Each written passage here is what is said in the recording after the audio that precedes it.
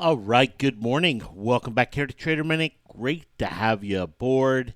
Market up substantially here this morning. S&P up over 30 points, and had a nice gap associated with it.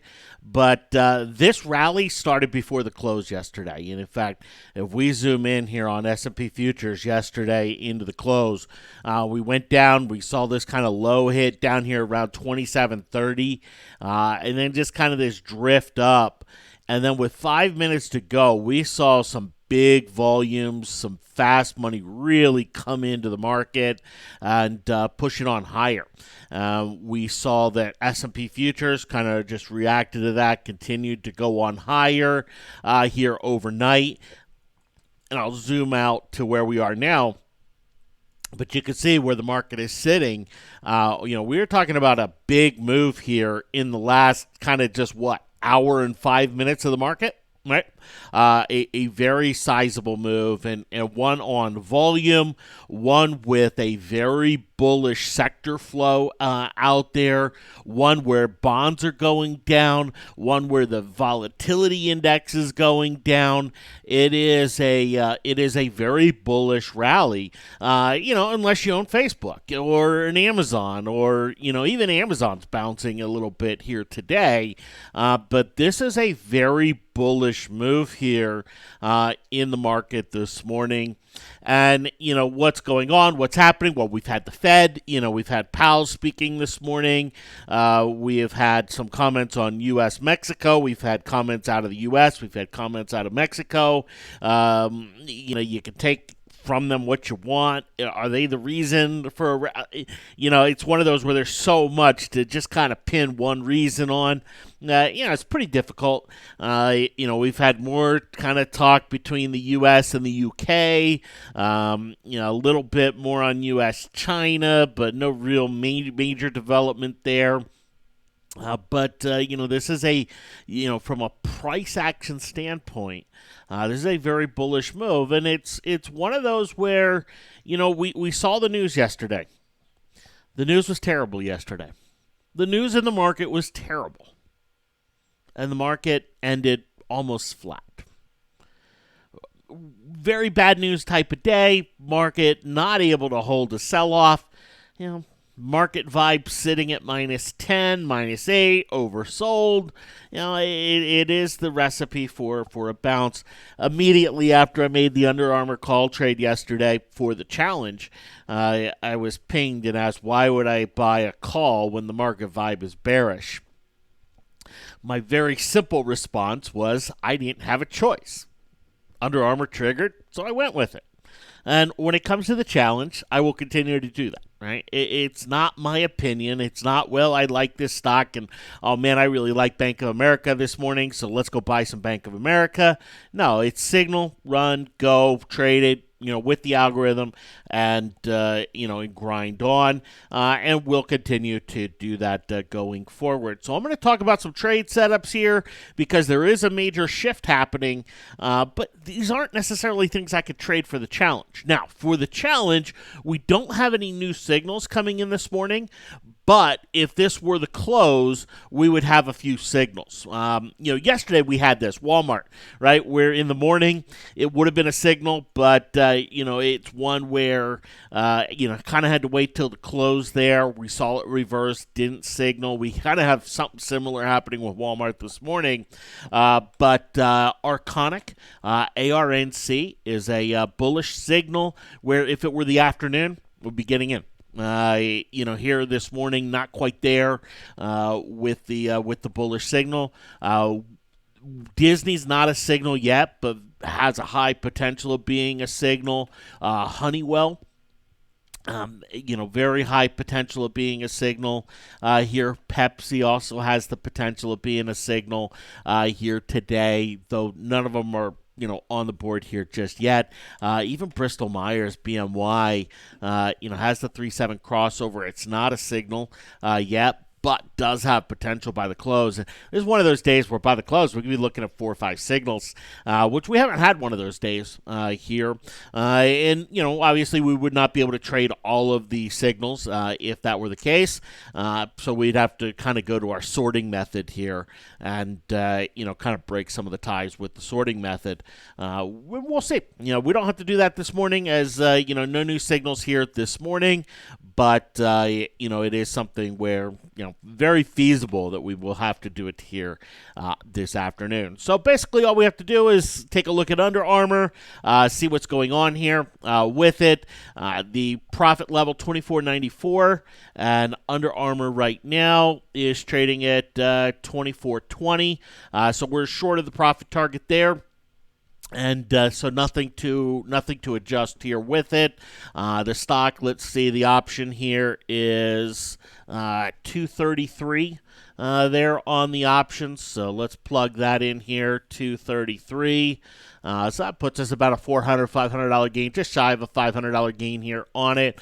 Puts the challenge just shy of 6,000, so just shy of the first double. And, it's been one where we're on kind of week 4. For challenge pace, we need a double about every 3 weeks, so we're just a little bit slow there. But for 1, 2, 3, 4, now the 5th trade, to be sitting kind of talking about the a double. That's pretty dang good. I'll definitely take that, especially with the allocations that we've been putting into these trades. So we haven't put, if you look at cash into a trade, right?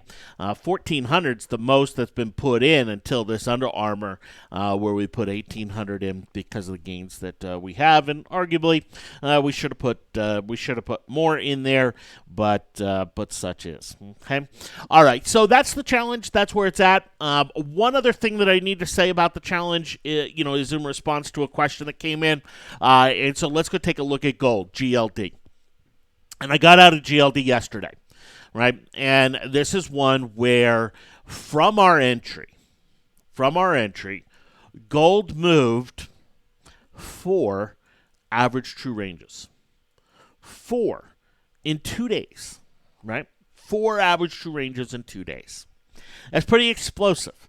I don't expect that out of any trade ever, right? That's very explosive, and, it's great when it happens and everything else. But it is one where that type of move, the probability of some short-term pullback is very high. It's very high. It's one where we start looking at moves like this. They're very bullish in terms of the long term, but in terms of the next 3 to 5 days, a lot of times there's some pullback, some consolidation, some dip before the next rip. Right here in gold, this is kind of the last time where it made a move similar, right? And it wasn't quite 4 average true ranges, just shy of that. But you can see 1, 2, 3, 4, 5, 6, 7, 8, 9, 10 days of consolidation before the next move up. And it was just kind of this pop type of scenario there. So, part of me saying, hey, I just won out yesterday when it hit our profit target instead of, taking the cash off the table and getting into a different option with 60% of the cash, just simply had to do with the fact that the odds are of short-term consolidation, not of continued momentum to the upside in the short run. Right, and we could definitely see it continue on higher. I'm not going to put it past it. If we start to take a look at some of the chart patterns and everything else and model them, 130 is on the table here for GLD. And where I stand with gold. I'm very bullish gold. We've talked about it here this year. I've talked about why and everything else here in the long term. But, hopefully it gives a little consolidation or pullback chance to be able to get back in. If we take a look at, some of the individual stocks like a GLD, right? This is one that had no chance of triggering bullish to the upside because of where it was relative to its recent trading range, but has had a very nice pop. We can see the stochastics 39.1 pushing above 50. So this is one where if there is kind of a pullback, next 3-7 crossover, would likely set a nice little bullish entry. But it's not going to happen today. It's not going to happen tomorrow. Probably not going to happen this week in terms of just what would be normal in terms of playing on out here. But anyway, that's the last I'm going to say there on the GLD trade, and with what we saw here, with it. Okay. All right. So anyway, that's the challenge, and so now going to move on here from the challenge, and let's go take a look at some of the action that's going on out there in the market. And if we look at the S&P chart, right? Yeah, it's nothing too fancy, nothing too special, but it's a very orderly ABC type correction. When you look at textbook corrections, this looks pretty textbook. Looks pretty darn textbook. If we come in here and we click on annotate, and we come in and put something like a Fibonacci retracement off the low, we can see we're short of the first retracement level. But if we argue, hey, you know what? This initial was just a bounce. The real trend started right here. We're in that retracement area, right? And, when it comes to Fibonacci retracements, the arguments can be made for a variety of different levels. But the bottom line is we've retraced to a degree that is sufficient to say, hey, you know what? The correction the correction is over, the correction is in. And I know the correction has felt really choppy, and it has been in many cases, right? We've had gap downs get bought, gap ups get sold, and, just a lot of, chop, has kind of been the norm, especially, you take this one sell day out right here, and you start to look at kind of the pattern here. We basically have, kind of 3 sell days that kind of took this correction down. Outside of that, a lot of the days were just gap downs and rallies, or just gap downs and sits, right? There wasn't a lot of actual, hey, selling during the market hours type of action here, right? I know that's one of those things where when you kind of go through it, when you kind of live it, when you trade it, it never feels normal or smooth or textbook. But this has been absolutely textbook in terms of the pattern, in terms of how it's pulled on back, and in terms of the magnitude here with it. The question comes down to, is there more to come? Is there more sell action to come? Is there more downside here in this market? Frankly, I don't know, right? I can make the argument that there is. I can make the argument that there isn't. We can make both those arguments. We can show what factors would drive either one of them. But the reality is, it's one of those where markets are constantly changing. They're fluid, they're dynamic, and that's what makes the market, right? When on Friday, right? When on Friday we have one very intelligent trader get on CNBC and say, hey, you know what? I'm a seller of gold. And we have another very intelligent, successful trader get on and say, I'm bullish in gold, I'm buying gold, right? It's just one that just kind of exemplifies that idea or that element that it's not about, hey, you know what, everybody on the same opinion, because we never have it. And when we do have everybody with the same opinion, the market does the opposite. And so it's it's one of those where, what happens, what takes place from here, we could see a whole bunch of different things. If tomorrow U.S. President Trump announces that, he called the Chinese premier and they've made a preliminary agreement and they're going to sit down here in 2 weeks and map out the final agreement, what do you think the market's going to do? Right? It's going to fly. It is going to absolutely fly. If U.S. President Trump tomorrow announces that, he's going to impose a 15% tariff on the European Union for X, Y, and Z, well, what's going to happen to the market, right? It's going to drop. And so we understand the environment. We understand the risk factors that are out there, some of the potential drivers. We've spent time over the last week and a half talking about, this market, and there's a lot of known in this market. There's a lot that's known.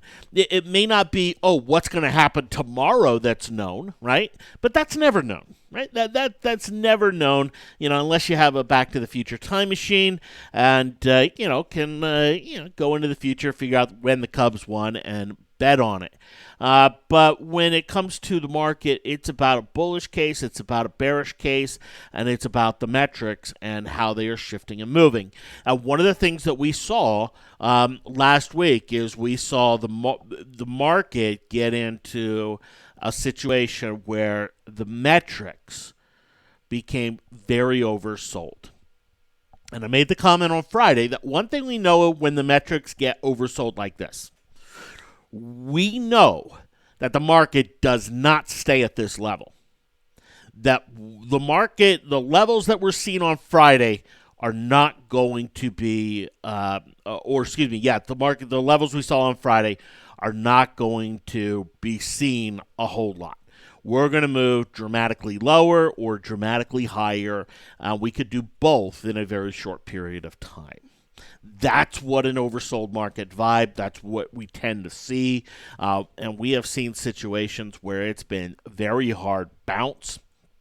We have seen situations where it has been fall off the cliff, sell. So we know, look, the market's not going to stay in this position. It's going to switch. It's going to shift. It's going to, it's going to make some moves here. The bull's case, what is it? Well, the bull's case falls clearly into this concept of the wall of worry. And the bulls basically can say, look, everything out there right now is worst case scenario. It's worst case scenario. China-U.S., can the trade war get any worse? We have both sides not talking to each other. We have tariffs at a max. Can it really get any worse? Bulls are going to say worst case priced in. Bulls are going to say, look, we finally have had a normal correction. That's healthy. Right? I mean, if the market would have just kept going up another 10%, we risk kind of crash type of territory. Normal markets have corrections. Corrections are healthy. Corrections there. Everyone's crying about, now is there going to be a bear market? But, hey, we finally have had a normal correction. We've had some of the worst stocks in the market actually correct appropriately. A FedEx. An Alcoa, a U.S. Steel. Some of these stocks, and by the way, U.S. Steel downgraded to sell today by Goldman Sachs and is up 3.5%. What's that tell you? That tells you that, look, some of the worst case scenario is priced in, and that's the bullish argument, that some of the worst case scenario is priced in. I mean, FedEx over the weekend, China announced that FedEx was going to be under investigation. They're going to go after FedEx. They're going to go and take a look at FedEx. And you know what? FedEx gapped down and never ticked lower. There were no sellers. There were no sellers left. And the bulls are going to argue, and they're going to say, look, we have had a normal period where the sellers have been able to come in, where the sellers have been able to kind of get rid of their junk. They've kind of capitulated. They've sold everything they're going to sell. They've seen all the bad news. And now they're sitting there with cash waiting to, be buyers, not sitting there going, well, what else do I have to offload and what else do I have to sell? Maybe the bull's biggest case, and you hear this argument from technicians, that the market, could come and revisit the December lows. And we can make a technical case for that, right? We can make a fundamental case for that, right? The bears do have a case. But I'm focused here on the bullish case, and here's the bullish argument. The bullish argument is, look, the only reason the market did this right here in December is because of the Fed. because the Fed's insistence on this language that they're going to continue to raise rates here in 2019. Pretty much blindly, pretty much no matter what happens, they're just going to raise rates. But the Fed language changed here in January, and the bulls are going to argue that changed everything.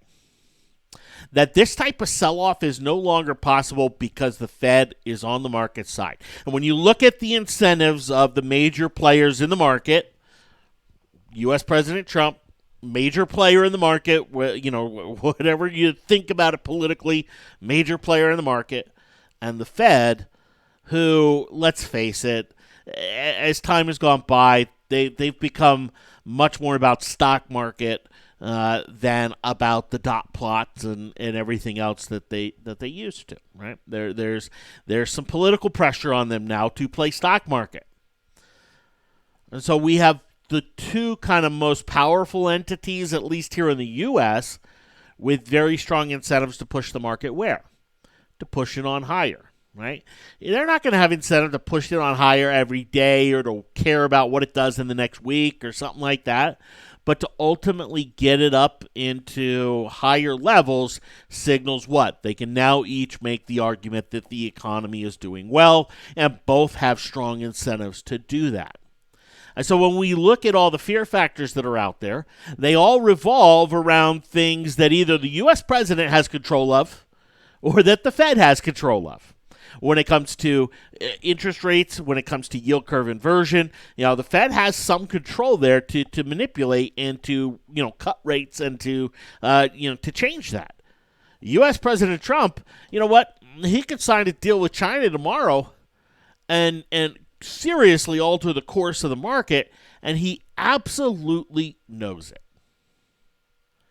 And when it comes time for the voters to really vote, when it comes time to get the polls on his side, when it comes time to get the real political machine out, is he going to use it?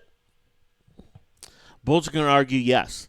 Bears are going to say no, he's not going to be able to. He's ticked off China enough that China's not going to sign it no matter what he says, and he's going to be done because China wants him out so they can negotiate with somebody else.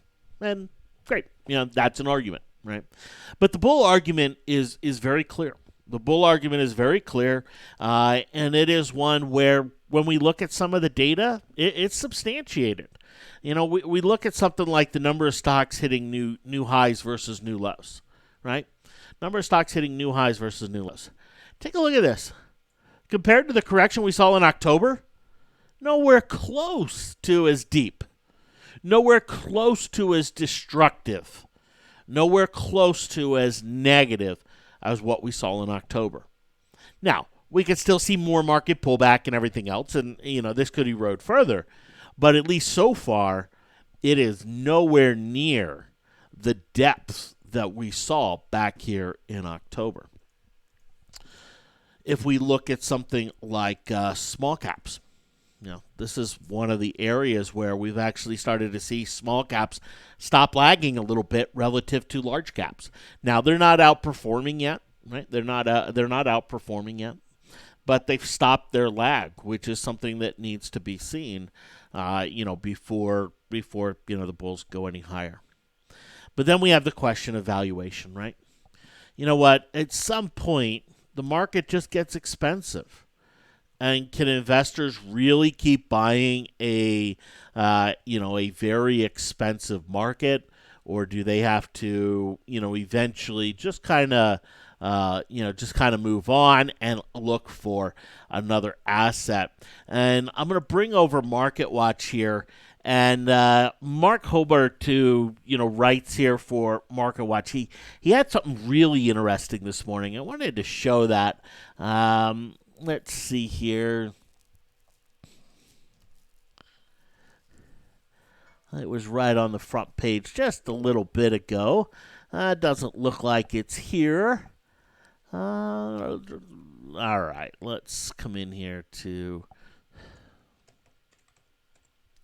there we go. All right. This, and again, opinion piece. I really appreciate when Market Watch does this. When it is an opinion piece, they throw opinion, so we know fact versus opinion here. But U.S. market is extremely overvalued now by almost any measure. And he puts a very interesting chart up here. And let's see here. Let's just save this image and let's see if we can blow it up a little bit. Maybe. And let's just see here. Make it a little bigger. And doesn't look like it wants to come up. I'll put this link into the message feed so you can go and access it if you'd like. Okay, maybe it is coming up. It's just being slow this morning. All right, here we go. All right, so overvalued by any measure. At stock market's April high, it was more overvalued than it was at this percentage of the century's bull market peak. So basically saying that the valuation of the market based on a PE ratio, when we saw the April high, it was more overvalued based on a PE ratio than 85% of the bull markets in the last 100 years.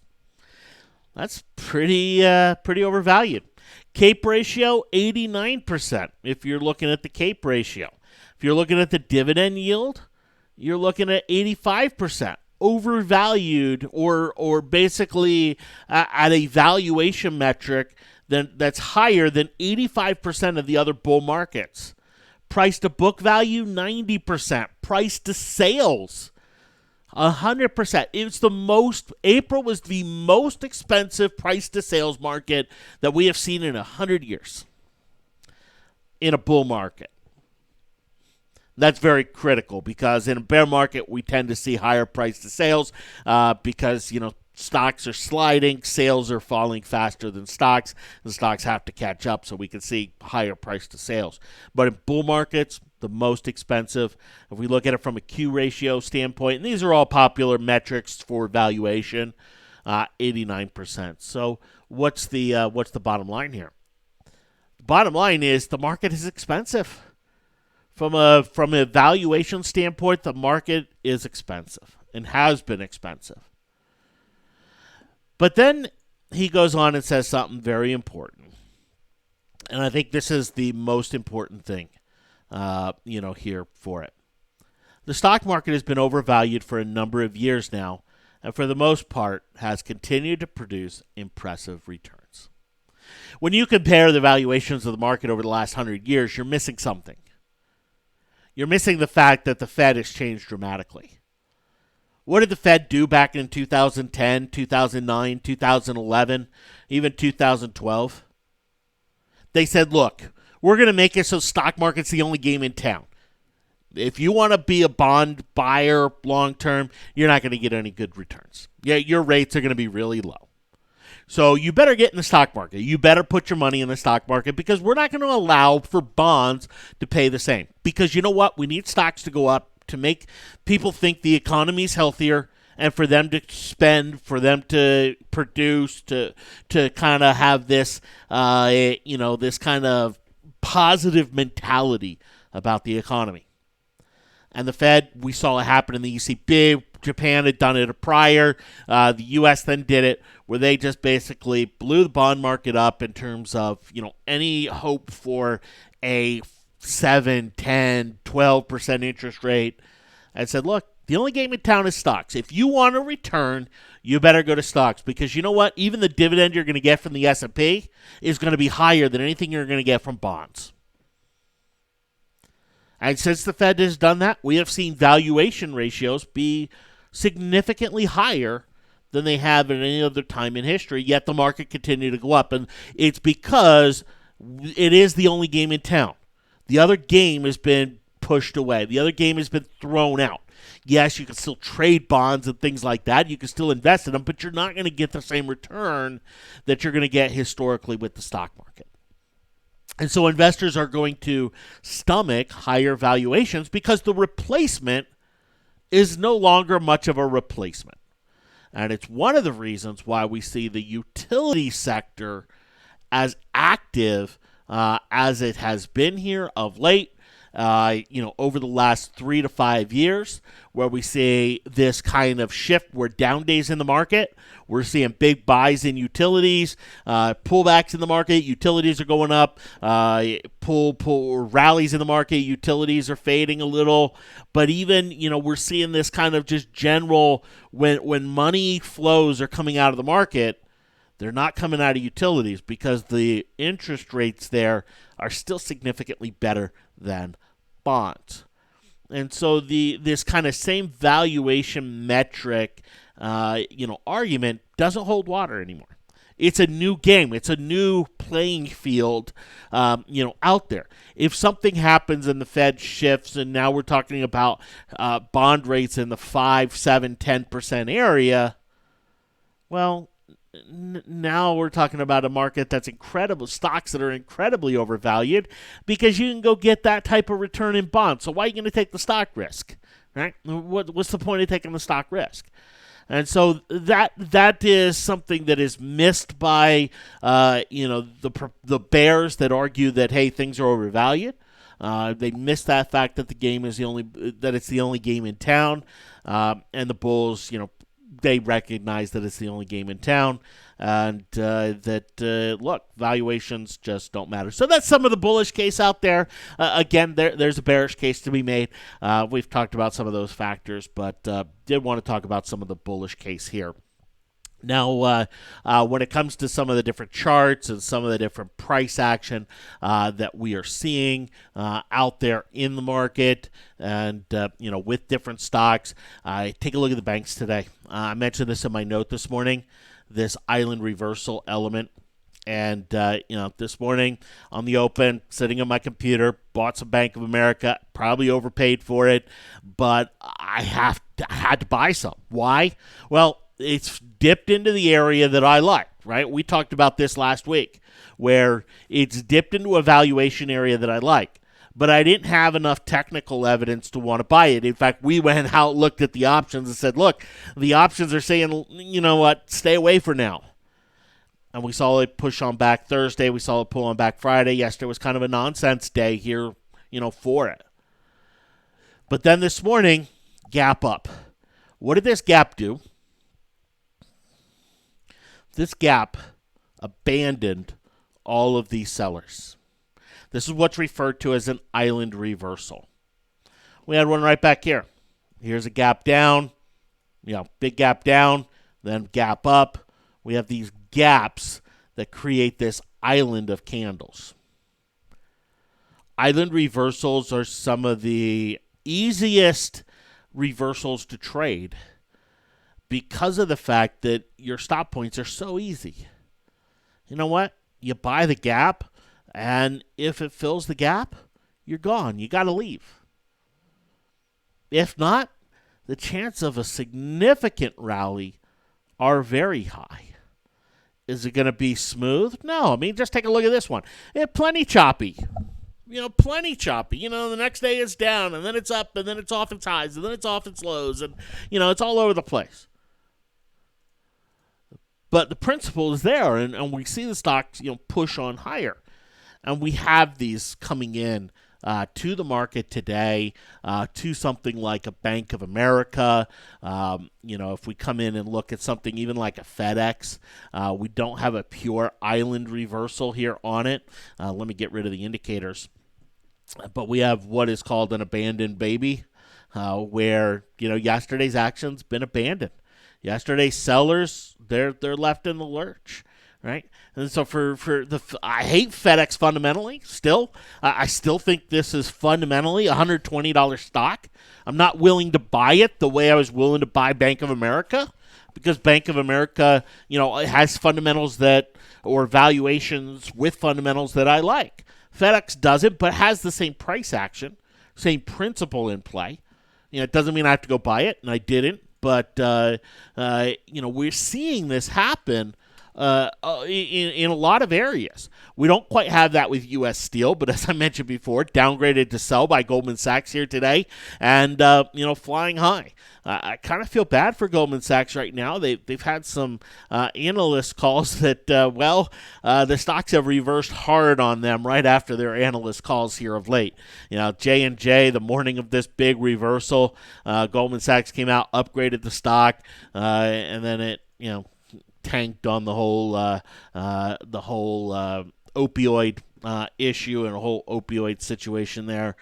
But if you go look at your watch list, you go look at stocks, and especially some of the stocks that have been hit hard, you're going to notice some of these abandoned patterns, in it. Caterpillar, to a lesser degree, it's not as dramatic as a Bank of America, but we have these abandoned patterns all over the place.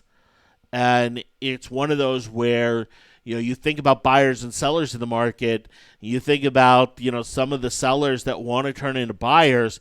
They need something to get excited about. Well, they're starting to see some price action that they've seen before, that they've bought before and been very successful. And they're starting to see that same price action come into the market and into the individual stocks. And that's going to drive some more money into the market, into those stocks, and is going to help them continue to rally as we go forward. Obviously, the chop isn't over. We're still going to have some hard sells. We're still going to have some hard buys. We're still going to have a lot of news. There's no such thing as all clear signal in the market, or this notion that everything is now good to go one way or the other. It's never that way. It's always about risk-reward exposure given the variables that you see. And nothing's ever concrete. Nothing's ever 100%. But there are things out there that are just higher probability. And when we see these island reversals, the reality is they are just higher probability.